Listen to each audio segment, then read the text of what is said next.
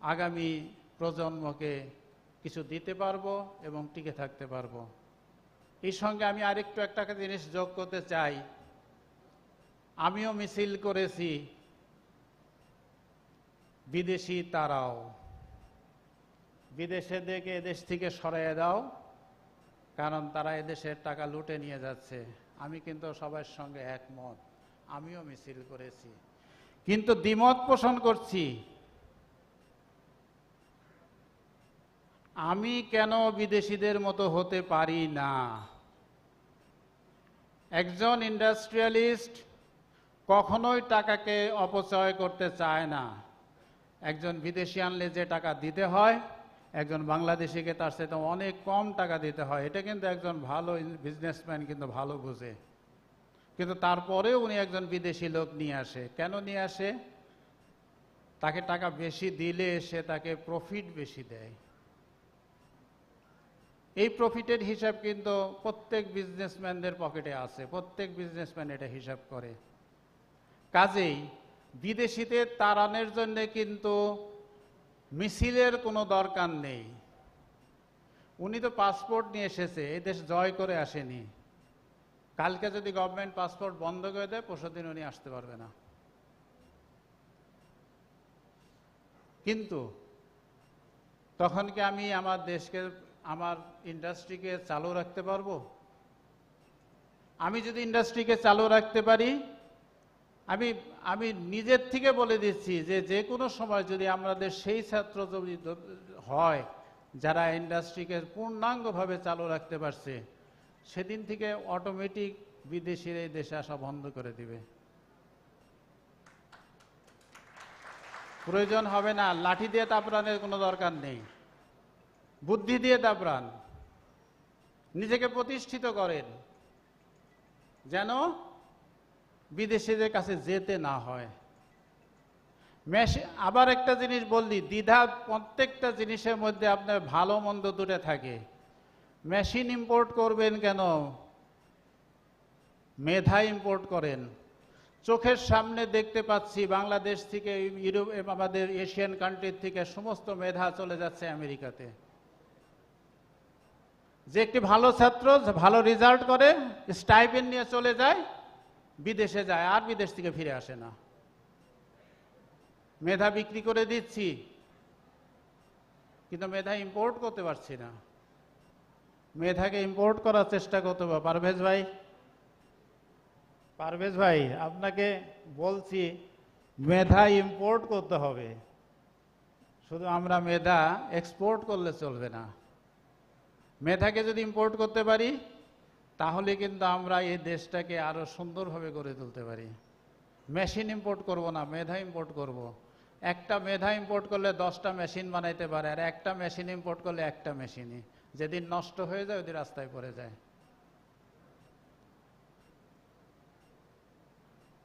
আমার মনে হয়, আর আমি বেশি কিছু বলবো না, সংক্ষিপ্ত হবে এখানেই। তবে ওয়াশিংয়ের একটু ইতিহাস বলি।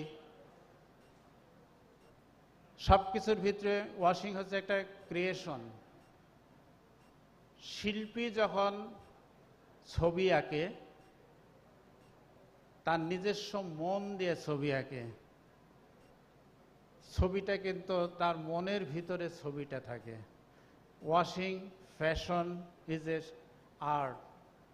এটা বলে দেওয়া যায় না যে কিভাবে কাপড়টা। আপনি দেখবেন একই কাপড় কিনে নিয়ে আসছেন একই দামে, কাপড়ের দাম এক, কাপড়ের রং এক, সব কিছু এক। দুইটা দর্জির কাছ থেকে বানাইছেন, একটা প্যান্ট পরলে ভালো দেখা যায়, আর একটা প্যান্ট পরলে ভালো দেখা যায় না। রিজন কি? ওটাও মেশিনে সিলাইছে, ওইটাও দর্জিতে কাটছে, ওইটাও চেয়েছে। দ্যাট মিনস যে দর্জিতে বানিয়েছে, এই দুই দর্জির মধ্যে একটু ডিফারেন্স আছে, আছে না? সব প্যান্ট পরলে কি ভালো দেখা যায়?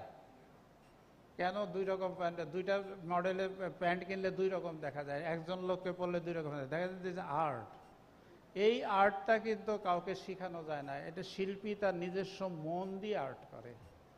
ওয়াশিং ইজ এ আর্ট, আপনাকে মন দিয়ে শিখতে হবে। আমি যখন প্রথম 1987 সালে আমার ওয়াশিং প্রফেশনের যাত্রা। 6 মাস চাকরি করার পরে আমি আমার মালিককে বলেছিলাম যে স্যার আমি ওয়াশিং করব না, আমি টেক্সটাইল ইঞ্জিনিয়ার, আমাকে বানায় রাখছেন আপনি ওয়াশিং। নর্মাল ওয়াশ করতাম কাপড়, নর্মাল ওয়াশ তো বোঝেন, এখন সবাই বোঝে, পানি দিয়ে একটু ধৌত করে সেটা সবেনার টবেনার দিয়ে দিতাম। তো হোয়াট ইজ মাই ফিউচার। আমি জানি না, উনি খুব শিক্ষিত লোক ছিলেন না, কিন্তু পড়াশোনা করেছেন বাহিরে। আমি যতটুকু জানি উনি ও লেভেল পর্যন্ত পাস করেছে ইংল্যান্ডে। উনি আমাকে বলেছিলেন যে তুমি জানো না যে তোমার ভবিষ্যতে হয়তো একদিন পরিবর্তন আসবে এই ওয়াশিংয়ের মাধ্যমে। আমি কথাটা আজও মনে রাখি যে তুমি ওয়াশিং। আমি বললাম স্যার আমি তো ওয়াশিং করলে আমি জুনিয়র হয়ে যাব, যখন টেক্সটাইল মিলে যাব সবাই বলবে তুমি জুনিয়র, আমার জুনিয়র ছেলেরা তখন ম্যানেজার হয়ে যাবে, আমি তখন যাবো। বলে আমি আমার মিলে আমি তোমাকে সিনিয়র বানায় রাখবো, কারো কিছু বলার আছে? আমাকে উনি জোর করে এইভাবে বলে রেখে দিলেন।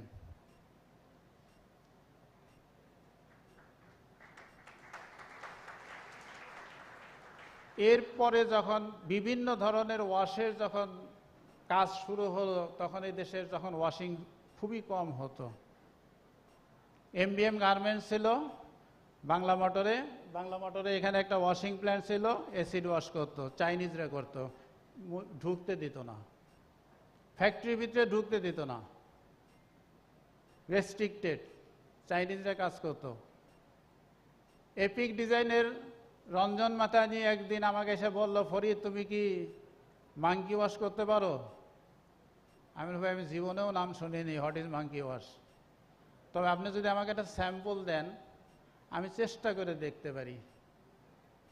উনি দিলেন আমাকে একটা স্যাম্পল এনে, এটা দেখলাম এখন এই যে স্বাভাবিকভাবে বসে আছে, ফ্রন্ট ব্যাক হ্যান্ড স্যান্ডিং করে না, সিম্পল, খালি ঘষে একটু বেশি করে রং উঠাই দিলেই মাঙ্কি ওয়াশ হয়ে গেল। রঞ্জন মাতানকে আমি মাঙ্কি ওয়াশ করে দিলাম, হি ইজ ভেরি হ্যাপি, এবং আমাকে প্রচুর অর্ডার এনে দিলেন। একদিন বলে তুমি মুন ওয়াশ করতে পারো? আমি তো মুন ওয়াশ করতে পারি না, কারণ আমার কোনো বইতে মুন ওয়াশ লেখা ছিল না। যদি আমাকে স্যাম্পল দিতে পারো তাহলে আমি চেষ্টা করে দেখতে পারি। উনি আমাকে দিলেন একটা স্যাম্পল এনে, আমি দেখলাম অ্যাসিড ওয়াশ। অ্যাসিড ওয়াশে দুইবার করলে পরে, একবার করলে একটু ব্লু টাইট থাকে, আর দুইবার করলে পরে একদম ধবধবে সাদা হয়ে যায়। করে দিলাম ওনাকে মুন ওয়াশ, প্রচুর অর্ডার আসতে থাকলো। এইভাবে ক্রমান্বয়ে ওয়াশিংটাকে ডেভেলপমেন্ট করা হয়েছে। আপনারা শুনলে হাসবেন, বর্তমানে স্টোন ওয়াশ করেন না? স্টোন কি? আগ্নেয়গিরি লাভা। আমি জানতাম না এই স্টোন যে আগ্নেয়গিরি লাভা, স্টোন যে পানিতে ভাসে, আমি জানতাম না, আমার কোনো বইতে লেখা ছিল না, আমি কোনোদিন পড়ি নেই। স্টোন ওয়াশ করতে হবে, কাপড়ের ইফেক্ট ব্লিচ করলে পরে ইভেন হয়ে যায়, হাই লো ইফেক্ট থাকে না। বর্তমানে আমরা যেটা বলি salt and pepper effect, high low থাকে না, ব্লিচ করলে সাদা হয়ে যায়। উনি বিদেশ থেকে প্যান্ট নিয়ে আসে, হাই লো ইফেক্ট আছে, ভিতর থেকে দাগ দেখা যায়, উপরে সাদা।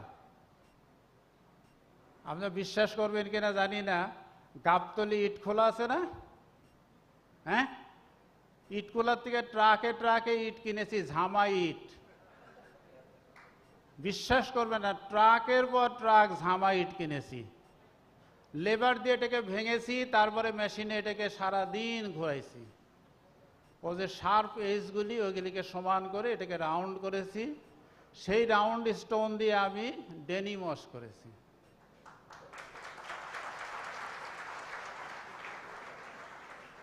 এরপরে আমার মালিক একদিন এসে বললো যে ফরিদ তুমি যেটা যে ইউজ করতেছো, কিন্তু স্টোন তো পানিতে ভাসে। আমি জানি আমার স্টোন পানিতে ভাসে না, আমার স্টোন পানিতে তলায় যায়। উনি একদিন আমাকে স্টোন এনে দিলেন, কিছু স্যাম্পল ইন্দোনেশিয়ার থেকে। এখন আসে টার্কি, সাদা সাদা স্টোন, ইন্দোনেশিয়ান ব্রাউন স্টোনগুলি দেখবেন। কিছু স্টোন এনে দিলে পানিতে দিয়ে দেখি আসলেই ভাসে। গল্পগুলি বলার উদ্দেশ্য হলো, সেটা কত 87 সন, 87 সনের থেকে আজকে কত 1987 আর এটা হলো 2022, কত বছর? এর মধ্যে কত পরিবর্তন এসেছে। কথাটা বলার উদ্দেশ্য হলো যে পরিবর্তন কতখানি এসেছে। আপনাকে সেই গাবতলির দিকেও যেতে হয় না, কোনো দিকেই যেতে হয় না। তার কারণ এই যে কথাটা বলার উদ্দেশ্য হলো যে ইন্ডাস্ট্রিয়াল রেভলিউশন ঝড়ের বেগে আসছে, সময় নেই,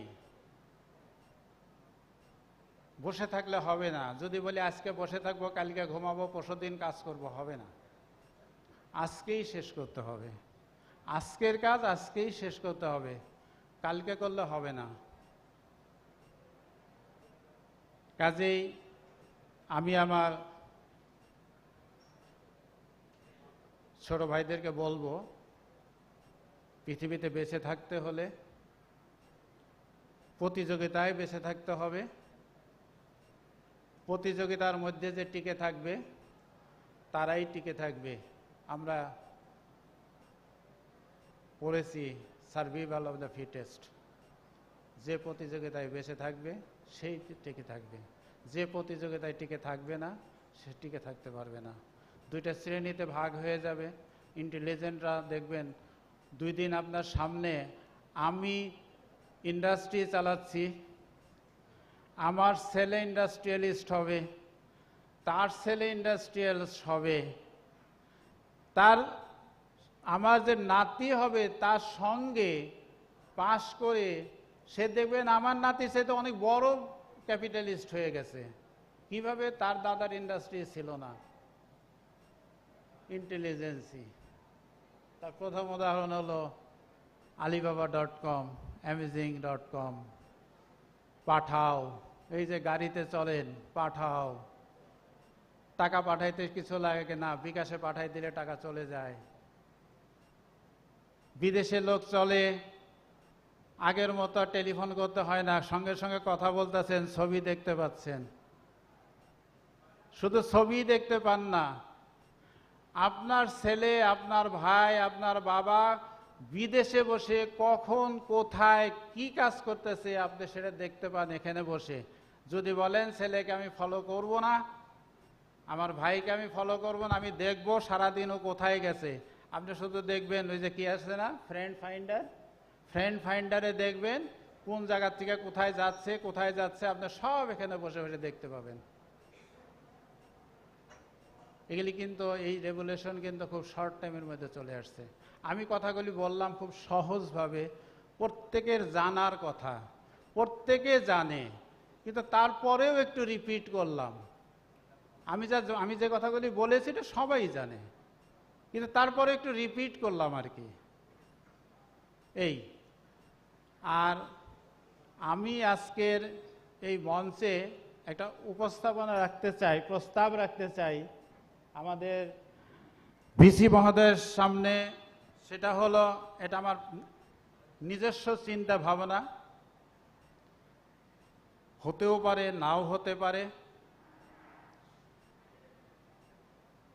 ইঞ্জিনিয়ার যারা ইঞ্জিনিয়ারিং পড়ে, হোক টেক্সটাইল, হোক সিভিল, হোক ইলেকট্রিক্যাল, আমরা 2 মাসে ইন্ডাস্ট্রিয়াল ট্রেনিংয়ের ব্যবস্থা করেছি। তাতে দেখা যায় 2 মাস ছেলেরা মিলের একদিক দিয়ে ঢুকে আর এক দিক দিয়ে বের হয়। কারণ আমার ফ্যাক্টরিতেও প্রচুর ছেলেরা যায় মিল ট্রেনিং করতে। সিনিয়র ভাইরা যে নোট লিখেছে সেই নোট এনে সাবমিট করে। বলেন সত্য না মিথ্যা? সিনিয়র ভাই আগের সেশনে লিখে গেছে, উনি এটাকে কপি করে সাবমিট করে দিয়েছে। বৎসরের পর বৎসর, যুগের পর যুগ একই জিনিস চলে আসছে। তবে ব্যতিক্রম নাই সেটা কিন্তু আমি বলবো না। যারা ব্যতিক্রম আছে তারা একটু রেগে যাবে যে হ্যাঁ আমি তো করিনি। ব্যতিক্রম আছে, কিন্তু মেজরিটি কিন্তু এটা করে। কাজেই আমি মনে করি মিনিমাম 6 থেকে 1 বছর ইন্ডাস্ট্রিয়াল ট্রেনিং হওয়া উচিত 3rd ইয়ারে।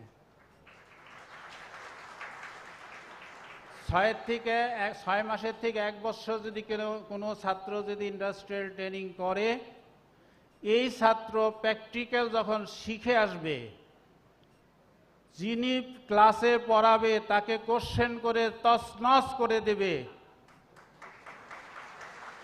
তখন টিচারকে শিখতে হবে যে না, ওনাকে পড়াইতে হলে আমাকে শিখতে হবে। বর্তমান টিচারদের আমি কোনো খারাপ কিছু বলছি না, কিন্তু কিছু অভিজ্ঞতা আছে, শুধু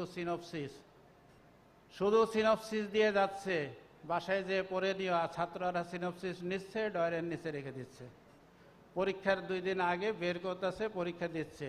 আমি যদি অপ্রাসঙ্গিক কিছু বললাম, যদিও কিছু এটার সঙ্গে সম্পর্কযুক্ত না, সব সময় আসে না, সময় আছে বলেই বলছি, সময় না থাকলে বলতাম না, দিয়েছেন সময় বলছি। কারণ আমরা চাই একটা সুন্দর শিক্ষা ব্যবস্থা তৈরি করতে। শিক্ষা ব্যবস্থা যদি সুন্দর করে করতে না পারি, এই দেশ ভেঙে যাবে, মেধাশূন্য হয়ে যাবে, লেবারে পরিণত হবে। ওনারা আমাদেরকে লেবার বানায় রাখবে, আমরা ওনাদেরকে শ্রম দিয়ে যাব। এই লেবারটাকে আমরা যেন বন্ধ করতে হবে। কাজেই আমি ছোট্ট মানুষ, ছোট্ট একটা ইন্ডাস্ট্রি চালাই। যদি কোনো টিচাররা যদি আমাদেরকে বলে যে তোমাকে 10টা ছেলে দেব, বেশি ছেলে নিতে পারবো না, 5টার থেকে 10টা ছেলে নেব, 1 বছর চাকরি করাবো তোমার এখানে, আমি নিয়ে নেব উইথ স্যালারি, আমি তাকে নিয়ে নিব।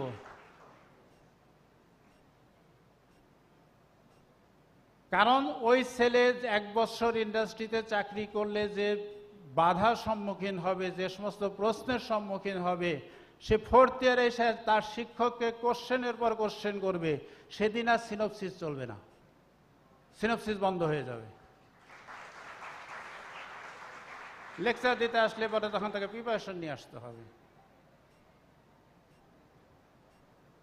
এটা আমার প্রস্তাব। নট অনলি দিস ইউনিভার্সিটি, আমার মনে হয় এটা সারা বাংলাদেশেই প্রচলিত হওয়া উচিত। তবেই হয়তো আমরা অনেকটা আগে যেতে পারবো। সবাইকে ধন্যবাদ। আমাকে এখানে আমন্ত্রণ করার জন্যে আমি নিজেকে অত্যন্ত ভাগ্যবান মনে করছি, এবং আবারও সবাইকে ধন্যবাদ দিয়ে আমি আমার বক্তব্য শেষ করছি। কারণ বক্তব্য দিলে সারা দিনেও শেষ হবে না, অনেক কিছুই জমে আছে। সংক্ষিপ্তভাবে আমি আমার বক্তব্য এখানেই শেষ করলাম। খোদা হাফেজ।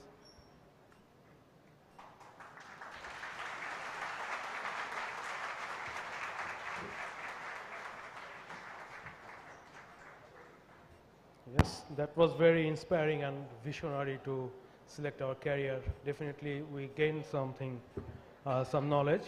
Thank you, Said for the answer.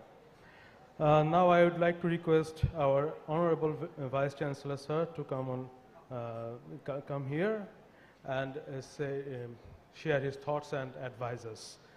Professor Dr. Muhammad Fazle Ilahi. Thank you.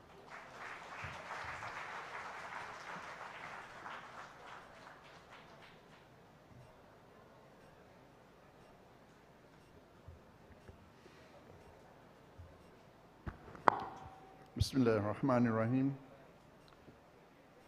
Honorable Pro-Vice Chancellor, Dr. Mahbubur Rahman, Chair of this session, Professor Lal Mohan Baral, and our guests, Mr. Anurul Alam Chaudhary, Mr. Syed Farid Ahmed, and Mr. Rafi Mahmood, faculty members, and the head of offices, our dear alumni and the students, Assalamu alaikum.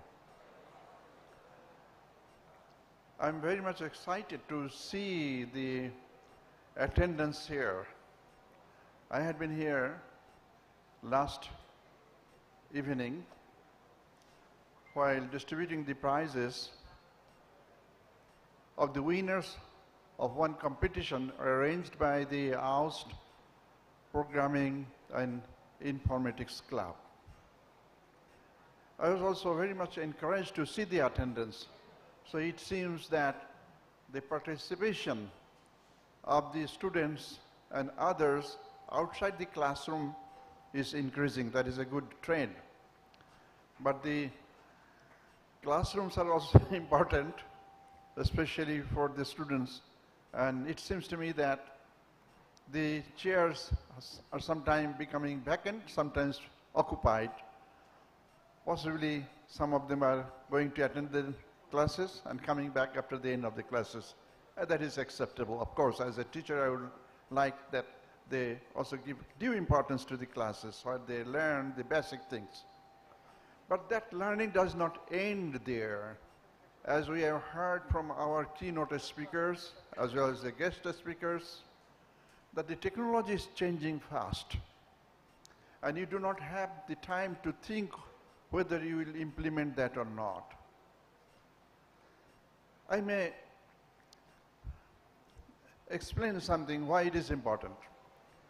Because I had some experience while I was studying for my PhD in England, in Bradford, a very important old town of Yorkshire. And Bradford was a city for textiles. And their products were used around the world. The people nowadays, they don't know about the textile industry of Bradford, because when I was there, the industry was waning. The industry was old. New technologies came up in the textile sector as well as other sectors. I had similar experience about the Flint Street in London. The Flint Street is famous for the newspaper printers. The technology of printing was also changing at that time.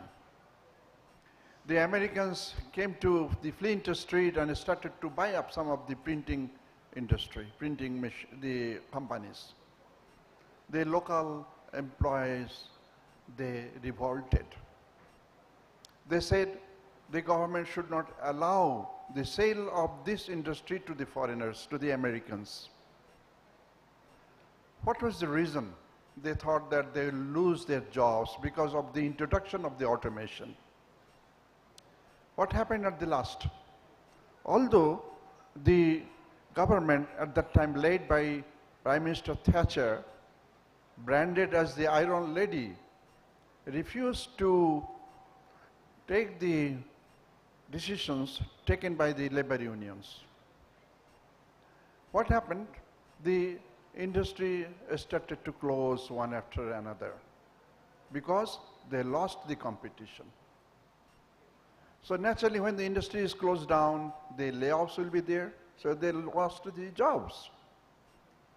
So the best alternative was to accept the new technology and retrain yourself. So there is a tendency of the human beings not to retrain themselves. So you have to change your attitude. As we have heard from our previous speakers, they were emphasizing on that you have to take up the new technology. As you have seen in the first video presentation, the first industrial revolution spanned over a century. What about the third industrial revolution? The lifespan was less. What about the fourth industrial revolution? Maybe the fifth industrial revolution has just started to take over. So where do you stand? You have to think about what is going to happen in the future if you want to exist. The survival of the fittest, that is a proverb which we all know. But what is the criteria to become the fittest? That is changing. If you talk about the different sectors, the speed of changing is also different. In the aviation industry, we can travel to a far distance in a shorter period of time, shorter than the time required few decades back. And you know, the Wright brothers, they discovered the aircraft. They were successful, but the technology had changed a lot over the time. Now we have got fuel efficient aircraft, but still it is fast. and you compare the speed of the improvement in the computer sector, the cost has gone down a lot, but the speed has become faster and faster. If that same trend of changes had taken place in the aviation industry, then all of you could have owned one aircraft that could go around the world several times in 24 hours. So you can imagine the changes in the technology is also taking place in the textile sector. As one of our speaker, our professors mentioned that we are in a good position, that we have got the different departments like computer engineering, computer science and engineering, the textile engineering, the mechanical and production engineering, the electrical engineering. Yes, we have got a good edge, but that must be utilized. Because nowadays, the third generation universities, the concept which is being floated, we must have interdisciplinary research. The subjects should take care of what is going to happen in the future. You have got the artificial intelligence, the robotics and so on, that encompasses the knowledge of different engineerings. Even if you talk about the business technology management is another sector where you should know how to deal with the business people, how to deal with the agreements, and how to sell your technology. So the departments, the names of the departments are supposed to change, and that have changed in the UK also. When I was studying in the early 1970s there, and when I went there later on, after 30 years or 40 years for different meetings, I did not find the same department with the same name. The names of the departments have changed. But we are not doing with that type of thinking. We are not thinking in such a way in this country. So we are lagging behind. So I would like to tell all the people who are here, alumni or the students, that we have to retrain ourselves all the time. I was talking once with one American technician who was working for the installation of one machinery in IoT. I was in charge of that laboratory. I was very curious about his background. I asked him, which subject did you learn in your university? Then he laughed, and he told me that if I had been with that subject, I would have lost my job. So I had to retrain myself. I learned many new things. So the alumni who are here, they can help our senior students to teach them. There must be many get-together.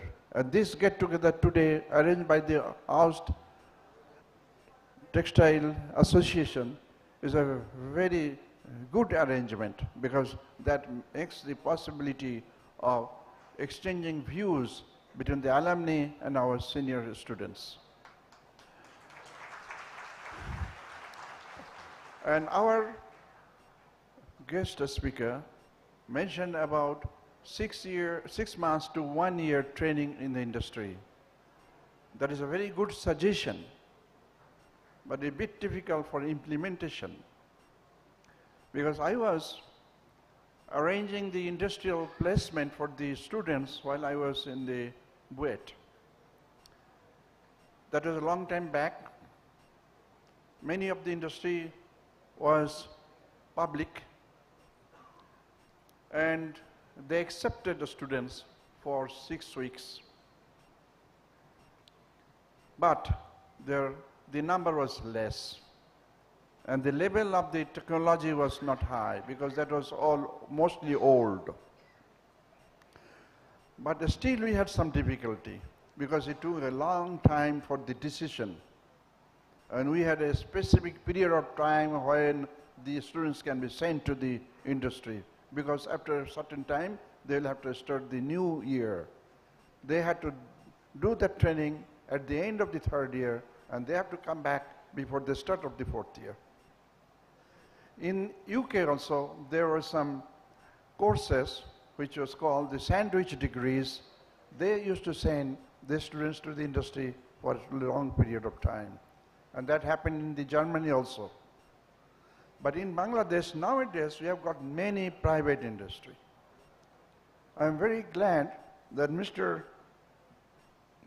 our guest, Mr. Syed Farid, has offered to accept about 6 to 10 students. I am very grateful to him.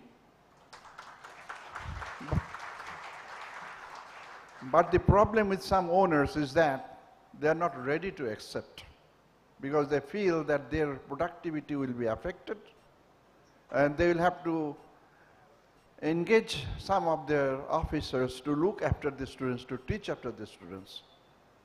But I was talking with the head of the department to look into this matter. If possible, after arrangements with the industry who are eager to do that, we'll be very happy to arrange that training program.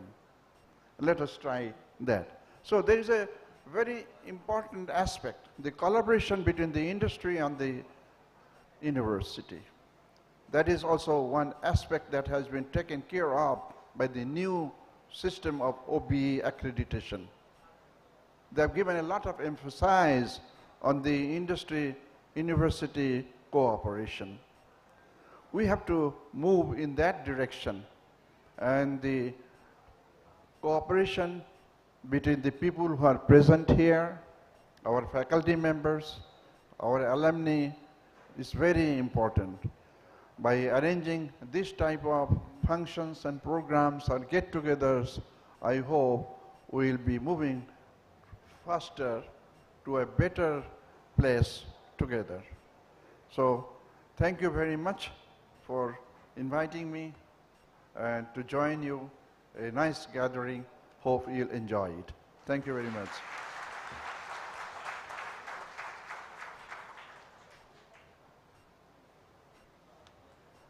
Thank you so much to our Honorable VC sir.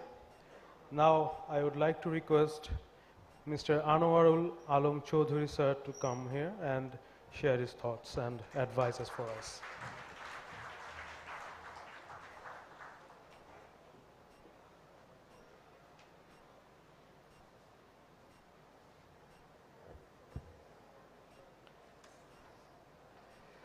Bismillahirrahmanirrahim. আজকের এই seminar fourth generation industrialization in apparel and washing এর সেমিনারে যিনি main conduct করেছেন doctor Lalmohan Baral, ইউনিভার্সিটির vice chancellor, আমাদের সবারই শ্রদ্ধেয়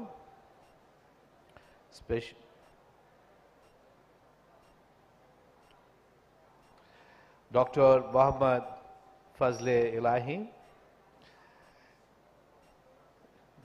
ইউনিভার্সিটির pro vice chancellor professor doctor Mahmudur Rahman,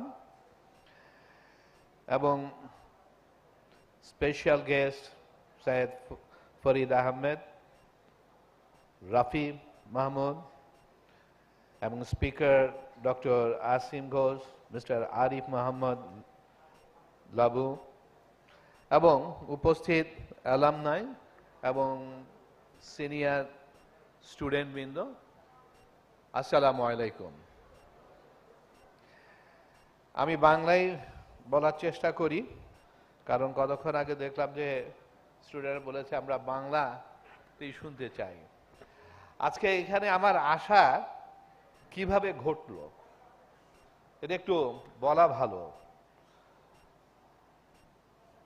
কারণ আমি অনেক প্রিপারেশনও নেই।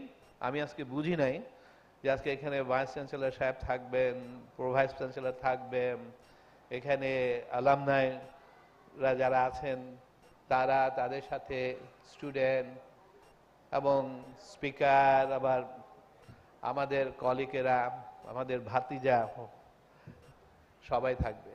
কারণ আমাকে যখন দাওয়াত দেওয়া হলো, সেদিন ঢাকা বিশ্ববিদ্যালয়ের অ্যালামনাই সভাপতি হিসাবে I was been handed over, এবং সেটা একে আজাদ, উনি তখন ভাইস ঢাকা ইউনিভার্সিটি অ্যালামনাইয়ের প্রেসিডেন্ট ছিলেন, উনি আমাকে হ্যান্ড ওভার করছিলেন প্রেসিডেন্ট হিসাবে দায়িত্ব নেওয়ার জন্য।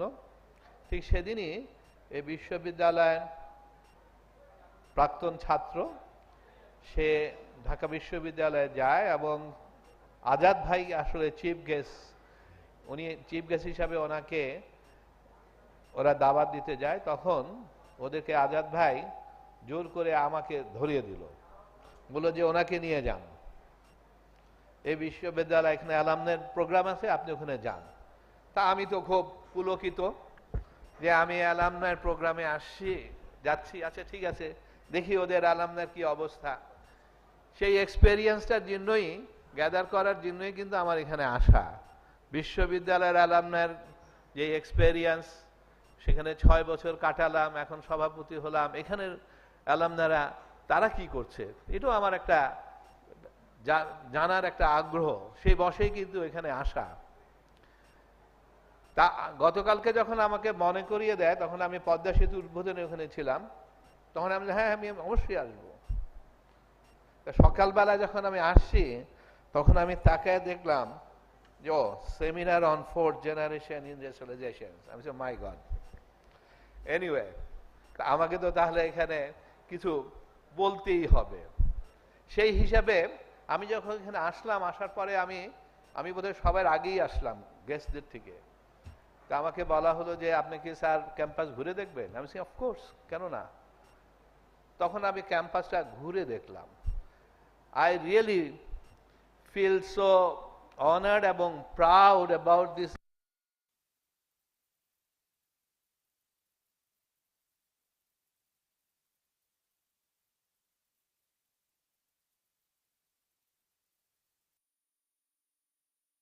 পছন্দনীয়।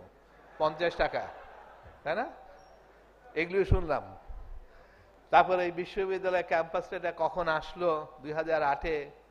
এই টুকটুক করে আবার নিচে গেলাম, দেখলাম যে বাহ, এখানে ট্রেনিং এর অনেক ইকুইপমেন্ট আছে, ওয়েট প্রসেস থেকে আরম্ভ করে সব, it's quite good.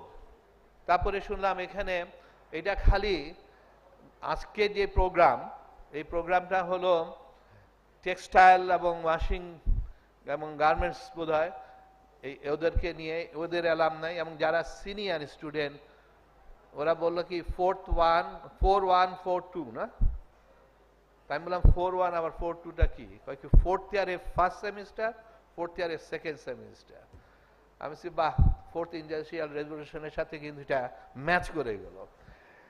Anyway, it is a wonderful experience for me. আমি যখন এখানে আসি, আমি আসার পরে আমি বসে বসে জানার চেষ্টা করলাম। প্রথমে আমি বলে রাখি, ঢাকা বিশ্ববিদ্যালয়ের অ্যালামনাই যে আমি যে দায়িত্ব নিলাম, আমার মাথার মধ্যে সব সময় কিন্তু খেলতো যে কি করা যায় বিশ্ববিদ্যালয় এবং অ্যালামনাই হিসাবে। আমি অ্যালামনাইদের উদ্দেশ্যে কিন্তু সেটা বলার চেষ্টা করছি যে অ্যালামনাইরা আসলে বিশ্ববিদ্যালয়কে কি করতে পারে, বিশ্ববিদ্যালয়ের ফাংশনই বা কি।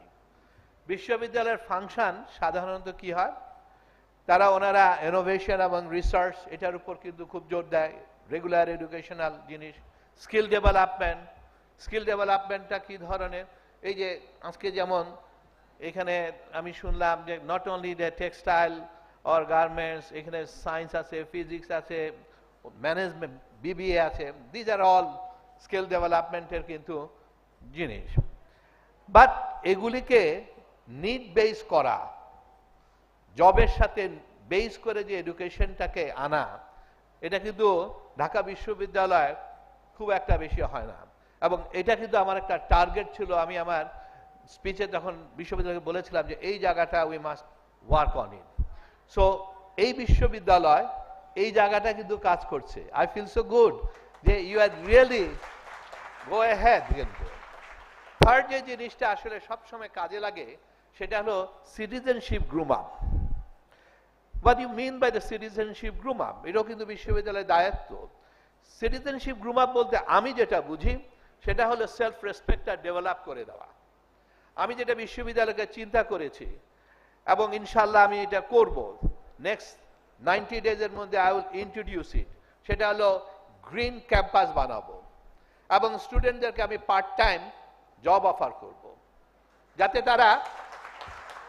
তারা ঢাকা বিশ্ববিদ্যালয়ের স্টুডেন্ট 60 ঘন্টা যদি কাজ করে মাসে এবং they will earn somewhere like 1500 টাকা। Will start on it. কেউ যদি বেশি করে he will earn little bit more. মানে কি, আওয়ারলি আমি 25 টাকা করে দিব। ওরা কি করবে? ওদেরকে আমি 3টা ভাগে কাজ করাবো। পুরা ক্যাম্পাস আমি ক্লিন করাবো স্টুডেন্ট দিয়ে এবং ক্লিন ওরা রাখতে হবে। দ্বিতীয়ত ট্রাফিকিং করাবো। তৃতীয়ত যেটা আমার মাথার মধ্যে আসছে সেটা হলো গ্রিন করাবো। সো বিশ্ববিদ্যালয়ের ছাত্ররা যখন এই কাজগুলি নিজেরা করবে, they feel like that it is hours. তাদের মধ্যে কিন্তু একটা ওই জিনিস কাজ করবে না যে ঝাড়ু দিতে গেলে ঝাড়ু কি আমি দিব, আমি গ্রাজুয়েট হয়েছি কেমনে আমি ঝাড়ু দিই। স্টুডেন্ট লাইফ থেকে যখন এই কাজগুলি করা হয় এবং we can earn it ourself, তখন কিন্তু সেটার প্রতি মায়া জন্মায় এবং ভবিষ্যতে যখন তারা চাকরিতে আসে এইগুলি কিন্তু তাদেরকে হেল্প করে। I don't know whether you believe it or not, আমি MBA করি আমেরিকার থেকে, আমি গার্ডেনিং করেছি ইউনিভার্সিটিতে, আমি ট্রাফিকিংও করেছি। ও যে 3 ঘন্টা 4 ঘন্টা করে সপ্তাহে হয়তো টোটাল 30 ঘন্টা করতাম এবং সেটাতেই কিন্তু আমার চলে যেত, বাবার থেকে পয়সা নিতে হতো না। আমি যখন এখানে আসি, I was the most youngest entrepreneur in Bangladesh that time in garment sector. In 1983, আমার বয়স তখন 23.5 বছর। 65টা মেশিন নিয়ে আমি শুরু করি। 1983 I am talking about. আমি যখন মেয়েদেরকে হায়ার করি, ওরা টোটাল সংখ্যা ছিল কিন্তু ওদের 80 জন এবং আমি সকালে 7:30টায় দাঁড়ায় থাকতাম গেটে। প্রত্যেকটা ছেলের নাম আমি বলতে পারতাম। আমি ফ্লোরে গেলে যখন নোংরা দেখতাম আমি নিজে ঝাড়ু দিতাম। আমি যখন 2 দিন 3 দিন এরকম করলাম, পরে দেখি যে আমাকে আর বলতে হতো না, ওরা নিজেরাই কিন্তু করা শুরু করেছে। আর আমার কিন্তু কখনো এগুলিতে লজ্জাও লাগতো না। আমার রুমে ক্লিনার পর্যন্ত এলাউড ছিল, আজও কিন্তু এলাউড। আমার সাথে কিন্তু সবচেয়ে ক্লোজ ওরাই, not my top management, not my mid management, because I still respect them. That's what I learn from there. আজকে আমাদের কিন্তু সবচেয়ে বড় প্রবলেম ওই জায়গায়। আমি যখন ভাইয়ের সাথে কথা বলছিলাম, মিস্টার বারাল, উনি আমাকে বলল যে এই যে আমাদের স্টুডেন্টরা আছে ওদেরকে আপনি কিভাবে চাকরিতে আনা যায়, বা ওয়াশিং সেক্টরে যারা এখানে স্পেশালি যারা ওয়াশিং নিয়ে পড়াশোনা করেছে তারা যাতে ইন্ডাস্ট্রিতে আসে সেটার উপর আপনি কিছু কিন্তু বলে। That was our target. কারণ দেখা যায় যে বেশিরভাগ কিন্তু মার্চেন্ডাইজিংয়ে চলে যাচ্ছে, বেশিরভাগ কিন্তু ওদিকে চলে যাচ্ছে এবং আমাদের ছেলেমেয়েরা দেখা যাচ্ছে যে যখন জবে ঢুকে বা যখন তারা কোনো একটা ভালো জায়গায় সুযোগ পায়, ওরা কিন্তু 1-2 বছরের মধ্যে কিন্তু নিজেকে বলা শুরু করে বা মনে শুরু করে যে আদুরো এখন চাকরি ছাড়ার সময় হয়ে গেছে, আরেকটা জায়গায়, এটা তো একটা ভালো কোম্পানি, এই নামটা ইউজ করো। এবং at the end what happen, সে কি করে, সে কিন্তু তাকে হি ডিসিভ হিমসেলফ।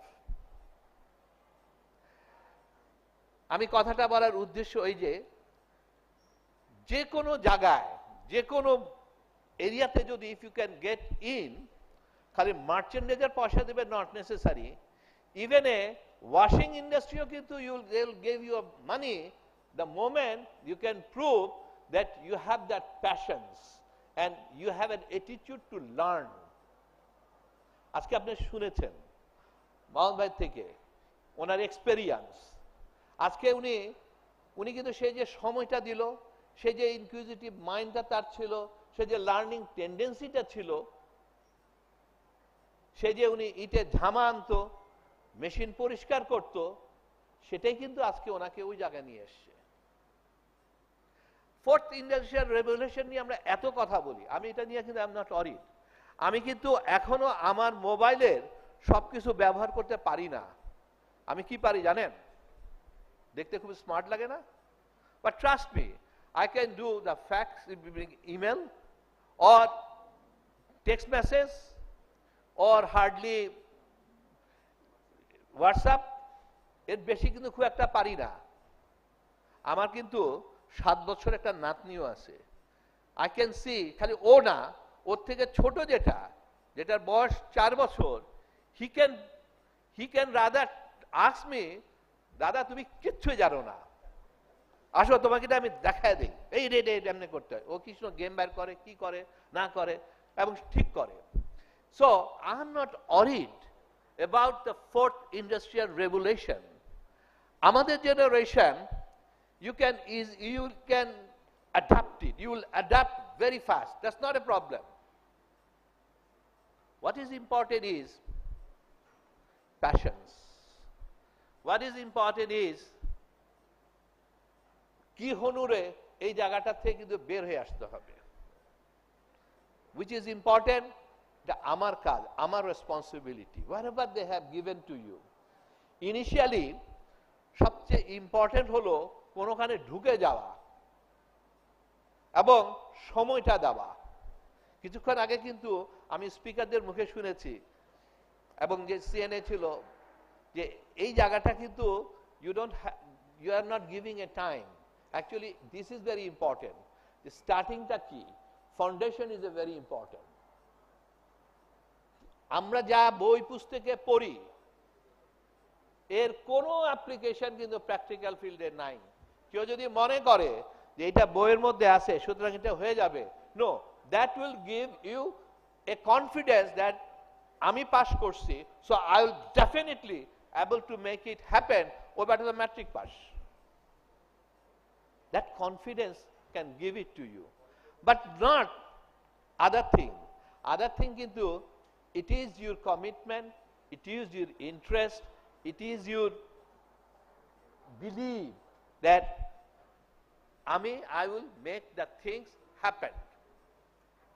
এবং আজকে যেই আলামনারা এখানে আছেন, আমি বিশ্বাস করি যে you will give your whole experiences, share your experiences with your newcomers.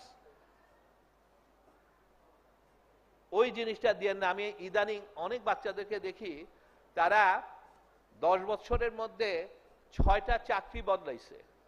আমি যখন জিজ্ঞাসা করি কেন, স্যার ওখানে না গেলে তো আমার ইনক্রিমেন্ট হবে না, আমি প্রমোশন পাবো না। কিন্তু ও ভুলে যাচ্ছে ও যে কত কিছু মিস করতে যাচ্ছে।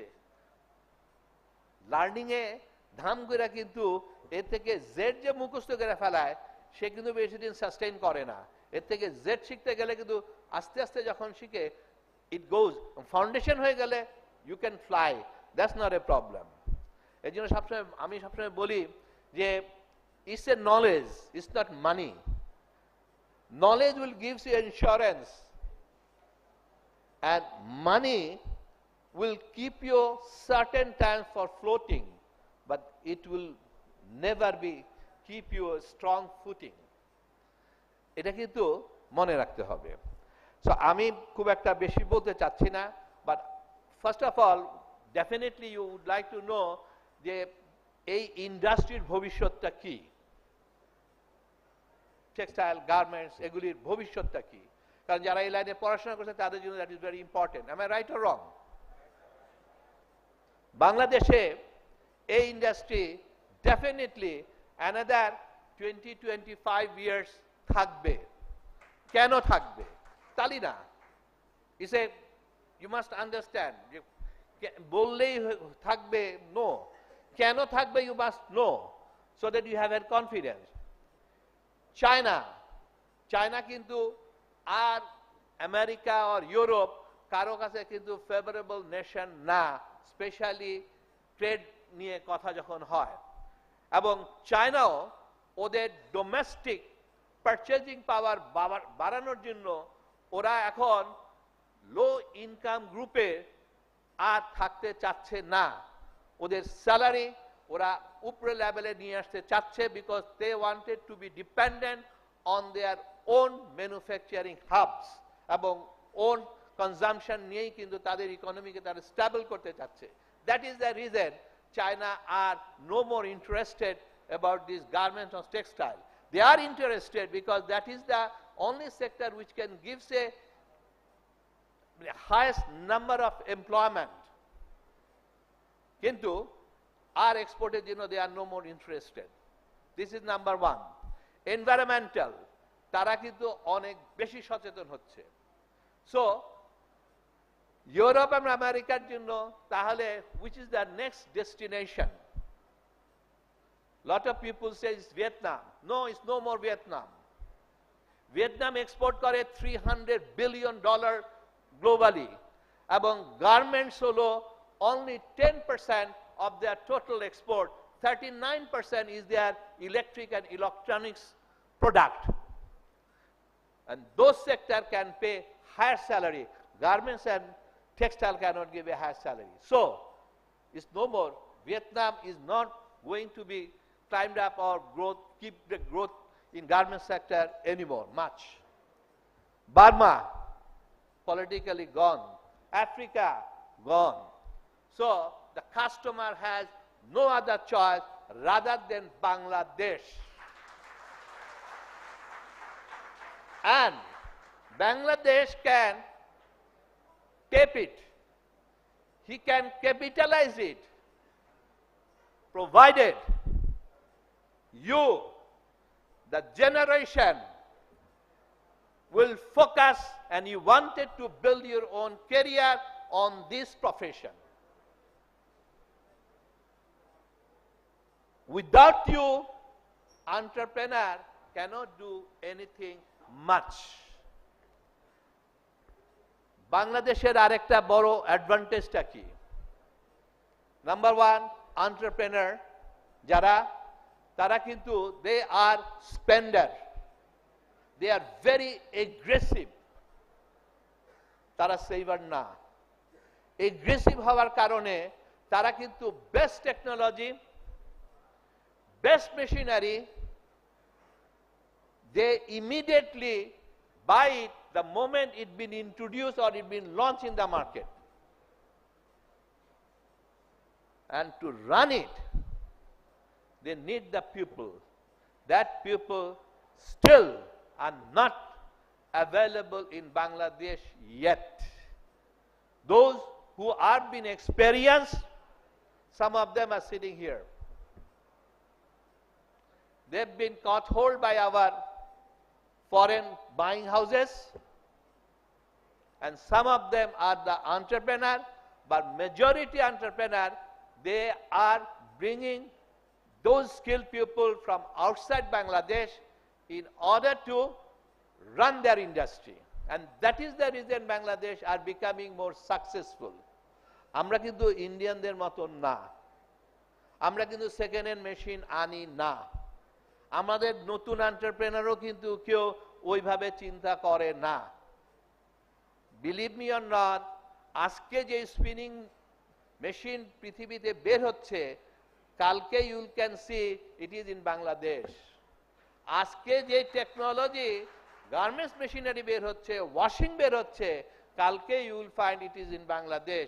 ইট is not in India earlier, not in maybe in China, but not even in China earlier. It is in Bangladesh.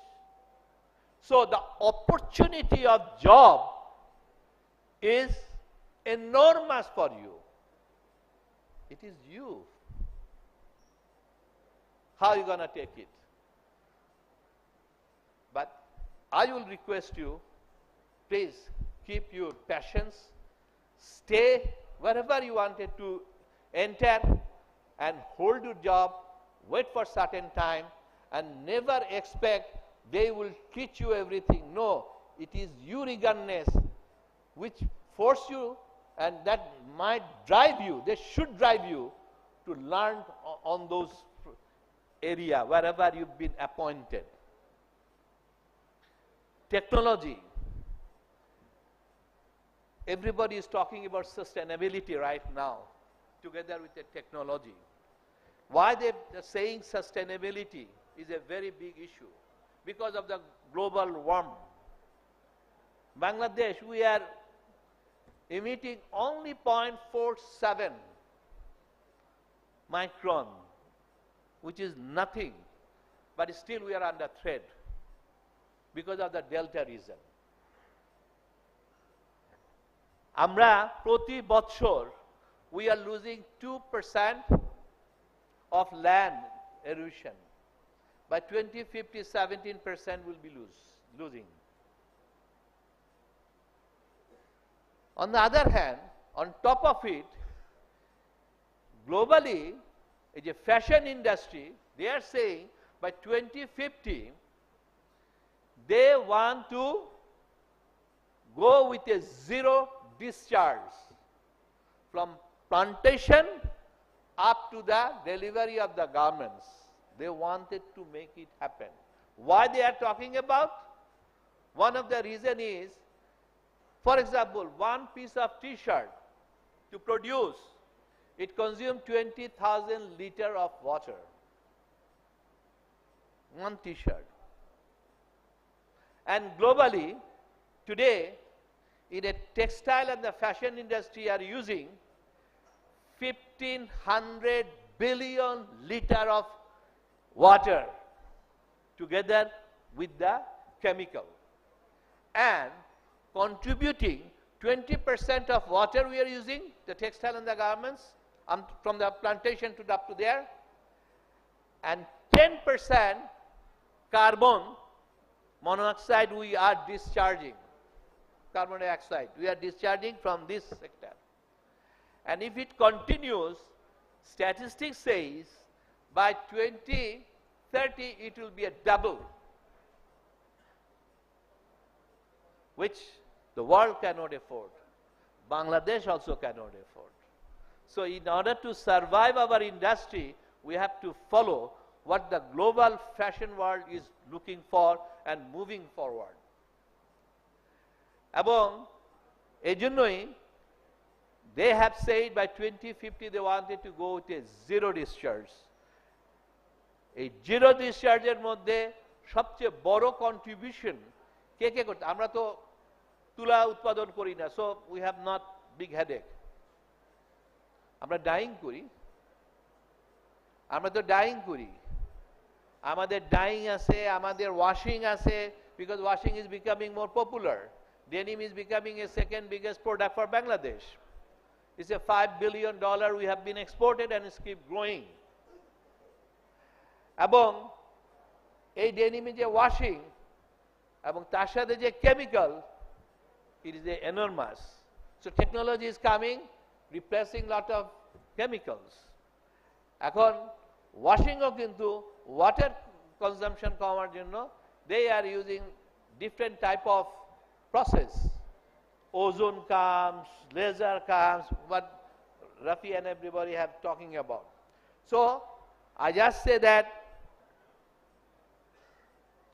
this industry will keep staying in the country. এবং যে এই ইউনিভার্সিটি যে কানেক্টিভিটি করানোর চেষ্টা করছে ইন্ডাস্ট্রির সাথে student, I think that is a unique. আপনাদের অনেক alumni, they have offered you to have a job during your studies, 6 months or 1 year. That is also one of the best thing. Finally, the জিনিসটা will be necessary is your passions, I must say. And 3 things, you always keep it in your memory and don't give it up, is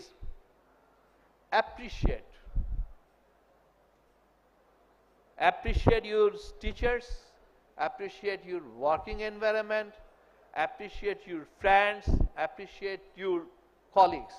It's very important because we don't know how to appreciate. That's the biggest weakness for our country.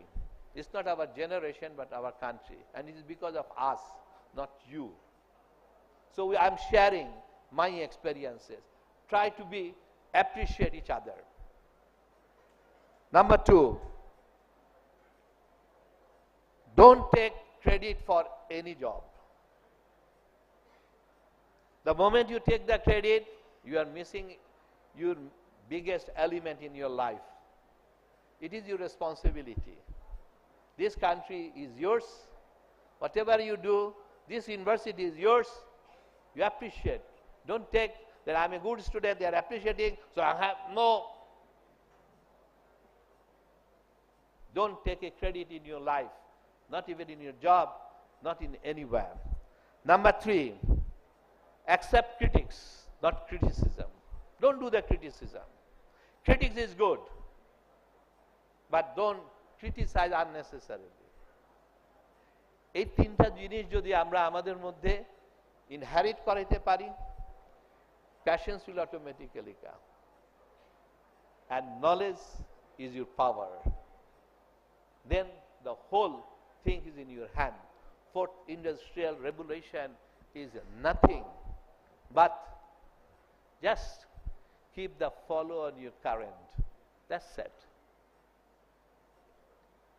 আমরা বাংলাদেশ যতক্ষণ পর্যন্ত অত fast টেকনোলজিতে না যেতে পারবো ততক্ষণ পর্যন্ত এমপ্লয়মেন্টের অপরচুনিটি ক্রিয়েট হওয়া তত বেটার থাকবে।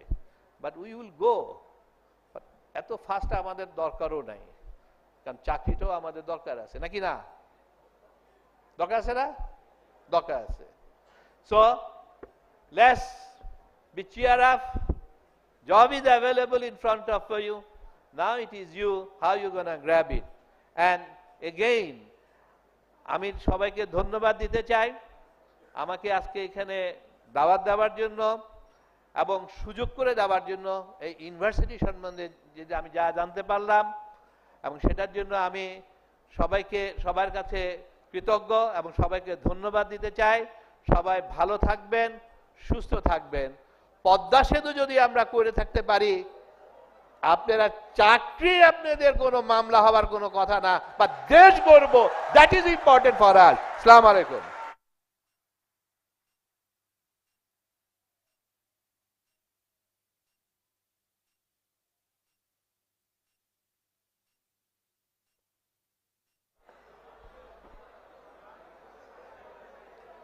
Thank you so much, Anwarul Alam Chaudhary sir.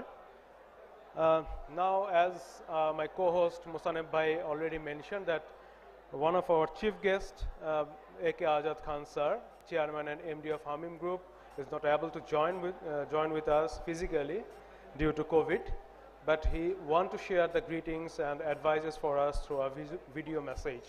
So let's play and see the video messages now in the screen. Textile industry is the largest and fast growing industry in Bangladesh, and the export of textiles and RMG are the principal contributor to our economy's development. I am delighted to know that Ahsanullah University of Science and Technology Textile Alumni Association is going to organize a seminar on 4th generation industrial revolution in apparel washing. I believe it is a timely agenda towards the further growth of RMG sector in Bangladesh.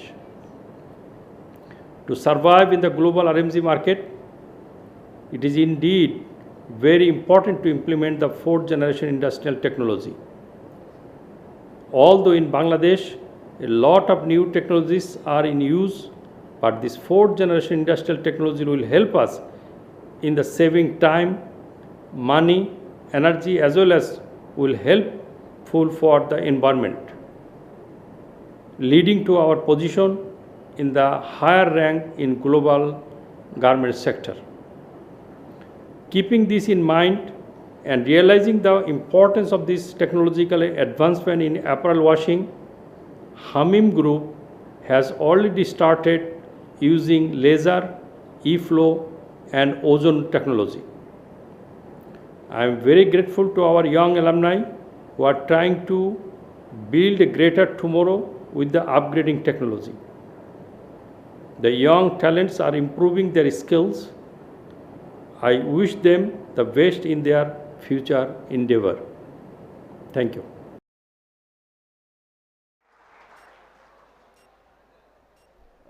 Thanks to the technology, definitely. Though he is not present here physically, we got his messages from video, through a video. And we pray from our core of our heart that he will be fine very soon. Now, we would like to request Professor Dr. Lal Mohar Baral, Head of Textile Engineering, for his kind words. Thanks.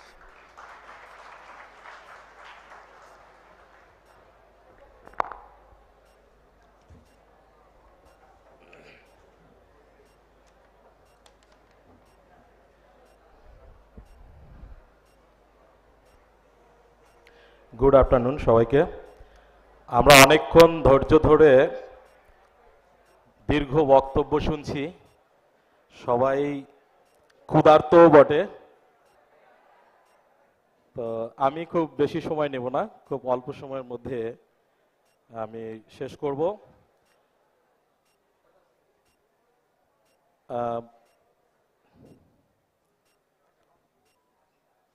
Honorable special guest, Mr. Anwarul Alam Chaudhuri, Chairman Evans Group, ex-BGME President. He is a true leader of Bangladesh textile sector. He is with our guest today. Another special guest, Syed Farid Ahmed, MD, Unique Washing and Dyeing Limited. He is a textile engineer and one of the beginner of textile garments washing and dyeing in Bangladesh. Our special guest, Rafi Mahmood, Deputy Managing Director, Mahmood Group. He is an young entrepreneur of Bangladesh. Our Vice Chancellor, Sir, Pro Vice Chancellor, Sir, এবং আমাদের technical expert mister Asim Ghosh and Arif Mahmood Labu. Another guest from our different department, our colleagues, loving alumni and fourth year students. সবাইকে এই সেমিনারে স্বাগত জানাচ্ছি এবং আমরা অনেক কথা শুনলাম সব গেস্টদের কাছ থেকে এবং টেকনিক্যাল এক্সপার্টদের কাছ থেকে। আমার মনে হয় যে এখান থেকে আমরা অনেক কিছু শিখতে পেরেছি। আমি শুধু বলবো গেস্টরা যে কথাটা বলেছেন যে কোয়ালিটি এডুকেশন আমাদেরকে প্রোভাইড করতে হবে অ্যাজ এ অ্যাকাডেমিশিয়ান, সেই জায়গা থেকে আহসানুল্লাহ ইউনিভার্সিটির টেক্সটাইল ইঞ্জিনিয়ারিং ডিপার্টমেন্ট সর্বতোভাবে চেষ্টা করে যাচ্ছে এবং সেখানে যে যে উদ্যোগগুলো টেক্সটাইল ইঞ্জিনিয়ারিং ডিপার্টমেন্ট নিয়েছে তার মধ্যে উল্লেখযোগ্য হচ্ছে আউটকাম বেসড এডুকেশন। আপনারা জেনে খুশি হবেন যে বাংলাদেশে প্রথম আমরা টেক্সটাইল ইঞ্জিনিয়ারিং ডিপার্টমেন্ট হিসেবে আউটকাম বেসড এডুকেশন সিস্টেমে আমরা অ্যাক্রিডিটেশন পেয়েছি। এটা কিন্তু আমাদের একটা মাইল ফলক, যেটা অন্য ইউনিভার্সিটিগুলো, বিশেষ করে আমি যদি উল্লেখ করি বুটেক্সও কিন্তু সেটা এখনো সম্ভব করতে পারেনি। অতএব এটা আমাদের একটা বড় ধরনের অ্যাচিভমেন্ট, মাইল ফলক।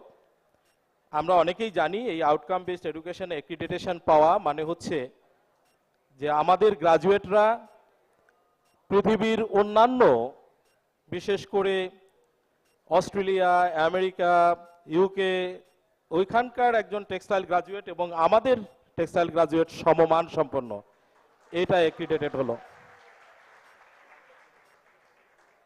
আমরা এই আউটকাম বেসড এডুকেশনে, যেটা আমরা ট্রেডিশনাল সিস্টেম থেকে outcome based modern education teaching learning সিস্টেমে আমরা ট্রানজিট করেছি, সেখানে অ্যালুমিনি এনগেজমেন্ট একটা বড় নিয়ামক, অর্থাৎ মেজারমেন্ট, অর্থাৎ আমাদের কারিকুলাম ডেভেলপমেন্টে অ্যালুমিনিদের যে ফিডব্যাক সেটা খুবই গুরুত্বপূর্ণ। সেই পার্সপেক্টিভে আজকে আমাদের মনে হয় যে আহসানুল ইউনিভার্সিটির তে প্রথম টেক্সটাইল ইঞ্জিনিয়ারিং অ্যালুমিনিরা এই ধরনের একটা প্রোগ্রাম অ্যারেঞ্জ করেছে এবং আহসানুল্লাহ ক্যাম্পাসে। এটার জন্য আমি অ্যালুমিনিদের সাধুবাদ জানাই এবং এটাই প্রথম। ধন্যবাদ তোমাদেরকে সবাইকে। আমরা আজকে গার্মেন্টস ওয়াশিং অ্যান্ড ডাইং এর কথা বলছি। অবশ্যই যে টিচার হিসেবে আমরা বলবো যে হ্যাঁ, আমরা সব ব্রাঞ্চগুলোই পড়াচ্ছি, শেখাচ্ছি, বাট আমাদেরকে চিন্তা করতে হবে যে কোন সেক্টরে তোমাদের জব অপরচুনিটিস আছে এবং কত দ্রুত তুমি তোমার প্রফেশনাল লাইফে সেই হিয়ারার্কি টপে পৌঁছতে পারো। সেই জায়গাগুলোকে খুঁজে খুঁজে আমাদেরকে কিন্তু যেতে হবে। আজকে যারা গার্মেন্টস ওয়াশিং এবং ডাইংয়ে জব, তার প্রফেশনাল এক্সপিরিয়েন্স গ্যাদার করছে বা সে চাকরি করছে, তারা বোধহয় তার বন্ধুবান্ধব অন্যান্য স্ট্রিমে যারা গিয়েছে তাদের চাইতে বেটার পজিশনে আছে in respect of money, in respect of designation. So this is another thing. আমরা sustainability in textile engineering and innovation, এটা কিন্তু আমরা প্রথম স্টার্ট করেছি এই টেক্সটাইল ইঞ্জিনিয়ারিং ডিপার্টমেন্টে আহসানুল ইউনিভার্সিটিতে। এবং সবাই জেনে খুশি হবেন, আমরা আমাদের আগের যে পুরনো কারিকুলাম, সেই কারিকুলাম আমরা রিভিউ করে সাস্টেনেবিলিটি তার ভেতরে ইনকর্পোরেট করেছি এবং এখন জার্মান একটা কোম্পানির সহায়তায় আমরা chair for sustainability and textile innovation আলাদা একটা স্ট্রিম আমরা খুব শীঘ্রই ওপেন করতে যাচ্ছি। আমাদের মনে হয় এই মেজর স্ট্রিমটা যদি আমরা ওপেন করতে পারি তাহলে আর একটা দিক উন্মোচিত হবে, যেখানে সবাই সাস্টেনেবিলিটি, আমরা এতক্ষণ যেগুলো শুনলাম যে সাস্টেনেবিলিটি ইজ এ বাজওয়ার্ড, এখানে বহুত স্কোপস এবং সব জায়গাতে সাস্টেনেবিলিটির আমাদের নলেজটা প্রয়োজন। অতএব সেটা যদি আমরা এখানে করতে পারি তাহলে আমরাই হব পায়োনিয়ার, বাংলাদেশে যারা সাস্টেনেবিলিটির নলেজ নিয়ে বেরোবো এবং বিভিন্ন জায়গাতে সাস্টেনেবিলিটির হেড হব। তো এই উদ্যোগগুলো টেক্সটাইল ইঞ্জিনিয়ারিং ডিপার্টমেন্টের পক্ষ থেকে অলরেডি নেওয়া হয়েছে এবং আমরা কন্টিনিউয়াস ইমপ্রুভমেন্টে বিশ্বাসী। আমরা প্রতিনিয়ত ইমপ্রুভ করে যাচ্ছি। এই পার্সপেক্টিভে আমি শুধু ইন্ডাস্ট্রিয়ালিস্ট যারা এখানে আছেন তাদের কাছে অনুরোধ করতে চাই, আমরা ইন্ডাস্ট্রিয়া একাডেমিয়া কোলাবোরেশন আরো দৃঢ় করতে চাই। আপনাদের সহযোগিতা প্রয়োজন এবং সেই সহযোগিতাটা যেন আপনাদের পক্ষ থেকে আমরা আরো পাই, তাহলে আমরা কন্টিনিউয়াস ইমপ্রুভমেন্ট করতে পারবো। এটার জন্য আপনারা সর্বত সহযোগিতা করবেন এই আশাবাদ ব্যক্ত করছি এবং আমরা আপনাদের কাছে পৌঁছবো। ইন্ডাস্ট্রিয়া একাডেমিয়া কোলাবোরেশনের মাধ্যমে আমাদের কন্টিনিউয়াস ইমপ্রুভমেন্ট করব। ইন্ডাস্ট্রিয়াল ট্রেনিং, যেটা ভিসি স্যারও বলে গেছেন যে 6 মান্থ থেকে 1 ইয়ার, এটা হয়তো বা আমাদের কারিকুলামের মধ্যে এখনো আমরা আনতে পারিনি। কিছু কিছু ডিফিকাল্টিসও আছে, তবে বিদেশের ইউনিভার্সিটিগুলো কিন্তু 1 বছর তারা ইন্ডাস্ট্রি ট্রেনিং করায় বা ইন্টার্নশিপ করায়। সেরকম প্রস্তাব যেহেতু আমরা পেয়েছি, আমরা কারিকুলাম বা সিলেবাস মডিফিকেশন কমিটিতে সেটা আলোচনা করতে পারি এবং সেভাবে আমরা উদ্যোগ গ্রহণ করতে পারি। তো এই কথা বলে আর একটা বিষয় আমি অলরেডি উল্লেখ করেছি যে আমাদের ফাইনাল ইয়ার প্রজেক্ট যেগুলো হচ্ছে, এই প্রজেক্টে আমরা কিন্তু গুরুত্ব দিচ্ছি real life problem solution. Real life problem সলিউশনকে আমরা ফোকাস করে আমাদের স্টুডেন্টদের প্রজেক্ট আমরা করাচ্ছি ফাইনাল ইয়ার। এটা কিন্তু একটা আরেকটা অপরচুনিটি যেখানে স্টুডেন্টরা ফ্যাক্টরি, দ্যাট মিন্স কোম্পানি এবং এডুকেশন দুইটার একটা সমন্বয় করে জ্ঞান অর্জন করতে পারছে। এই উদ্যোগকে, এই অ্যাক্টিভিটিসকে আরও বেগবান করার জন্য আমরা ইন্ডাস্ট্রির সহযোগিতা চাচ্ছি। তো এই কথা বলে আমি এখানে যারা উপস্থিত আছেন আমাদের গেস্টরা, তাদের এই মূল্যবান সময় দিয়ে আমাদের সঙ্গে, আমাদের স্টুডেন্টদের সঙ্গে তাদের যে অভিজ্ঞতা শেয়ার করেছেন, সেজন্য আমি আমার ডিপার্টমেন্টের পক্ষ থেকে তাদেরকে অন্তরের অন্তঃস্থল থেকে ধন্যবাদ জানাচ্ছি। ধন্যবাদ জানাচ্ছি আমাদের ভিসি স্যার, প্রভিসি স্যারকে। ওনারাও তাদের মূল্যবান সময় দিয়ে আমাদের সঙ্গে সহযোগিতা করেছেন। আমাদের স্টুডেন্ট যাদের উপস্থিতি না হলেই এই অনুষ্ঠান সফল হতো না, সবাইকে আমাদের পক্ষ থেকে ধন্যবাদ। এবং সর্বোপরি অ্যালুমনাই অ্যাসোসিয়েশন, তোমরা লিডিং পজিশনে আছো। বলবো যে আমাদের আহসানুল ইউনিভার্সিটিতে টেক্সটাইল অ্যালুমনাই অ্যাসোসিয়েশন এখন যে অ্যাক্টিভিটিস করছে সেখানে আমরা বলবো যে লিডিং পজিশন আছো। অতএব তোমাকেও আমাদের পক্ষ থেকে ধন্যবাদ। আমরা চাই তোমরা সর্বতোভাবে ডিপার্টমেন্টের সঙ্গে সহযোগিতা করো এবং ডিপার্টমেন্টের সঙ্গে যোগাযোগ রক্ষা করো। বিভিন্ন ধরনের ইভেন্ট আমরা করব, আমাদের ডিপার্টমেন্টের পক্ষ থেকে সর্বতোভাবে আমরা তোমাদেরকে সহযোগিতা করব। এই কথা বলে সবাইকে আবার ধন্যবাদ জানিয়ে আমি এখানেই শেষ করছি। ধন্যবাদ সবাইকে।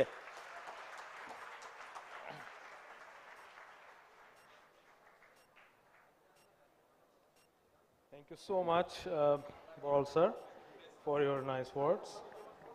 Now we are almost at the end of our program, and it's appreciation part now. We'll distribute the crest. First of all, I would like to request Asadud Jaman Bhai and Hasib Bhai to collect their crest from Anwarul Chaudhary sir.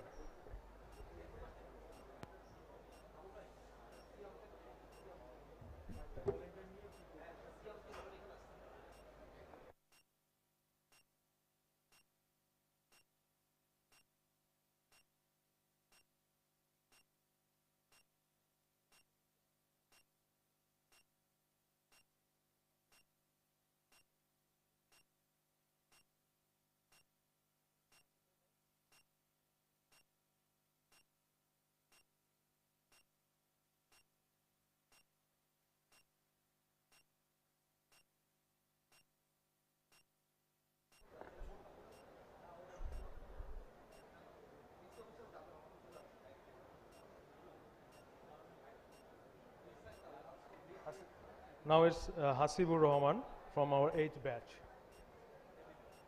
Anwar sir.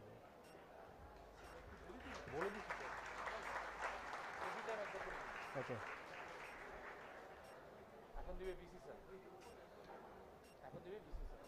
Now requesting our VC sir to present a souvenir to our guest speaker.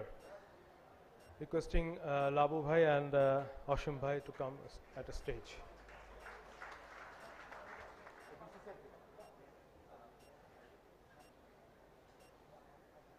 Mr. Arif Rahman Labu, country head of Denim Co.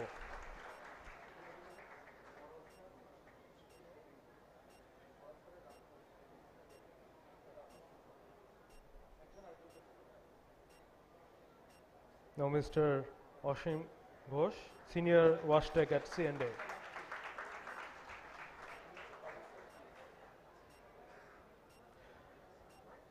Now I'm requesting our honorable departmental head, Lalmal Boral sir, to hand over souvenir to our special guest, Rafi Mahmoud sir.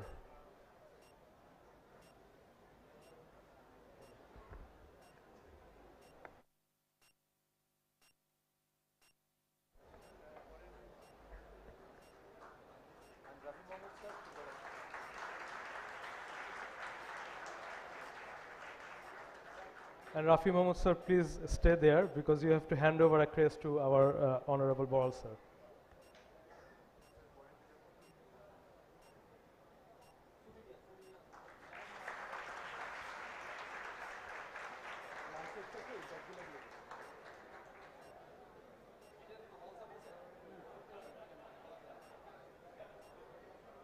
Yes, now I am requesting Honorable Special Guest Said Farid Ahmed to hand over a souvenir to our Pro VC sir, Dr. Mohammad Mahbubur sir.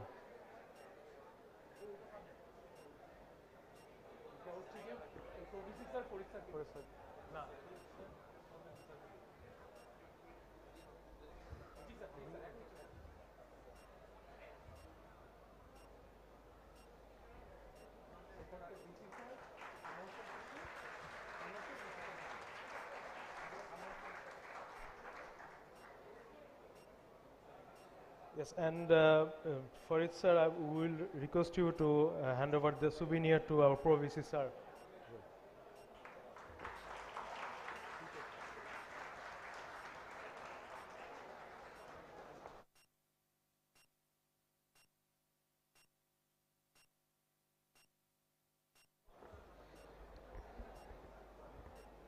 Now requesting our Honorable VC sir to hand over the souvenir to Anwarul Alam Chaudhuri sir.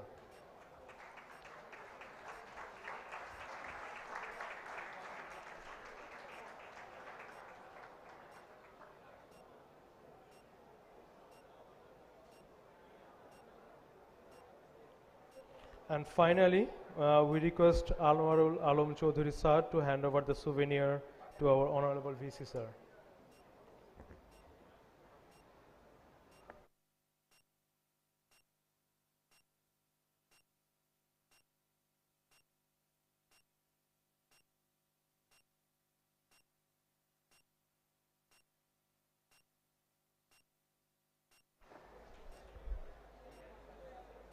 With this, though we end our program, but we want to have a photo session of all our guests together.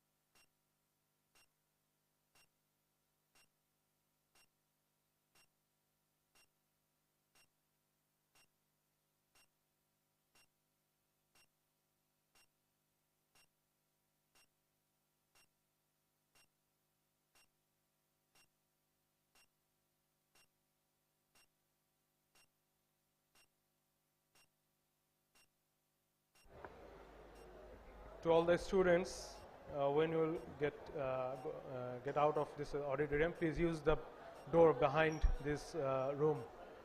I repeat, do not exit with the exit door.